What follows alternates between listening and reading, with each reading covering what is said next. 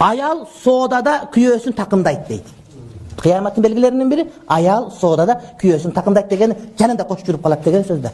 Жанында болмок турсун биздикилер астыга өтүп, эркектер такымга калтырып койду да.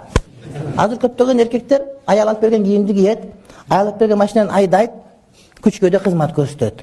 Чогулушка отурат мынтип, анан кимде ким жүз сомдон чыгарат десе, мынтип аялын карайт. Ушундай. Кыргызстандабы, Орусияда ушундай болуп кетти да, урматтуу жеңелер, андай кылганыңар жакшы эмес. Жакшынака эркектерибиз бар, ушундай карап, аялы берсе берет, бербесе жок. Ушинтип отура тургандар болуп кетти. Аялдарды эркектер багыш керек эле. Аялдардын назиктигине, алардын аялуулугуна ошол соодага киргендиги терс таасирин тийгизет. Алар өздөрүнүн аялдык касиетин жоготуп коет.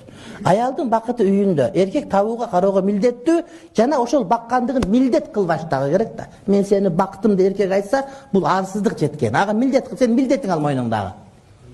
Мен сени багып койгом, көйнөк алып берип койгом, сени минткен торт алып бергем деп эркек аян айтпаш керек. Биздин кыргыз эркек ушундай пас болуп кетти, бергени милдет кыла турган болуп, ал андай болбош керек. Ал сенин милдетиң, кыяматта жооп бер ошол нерсеге.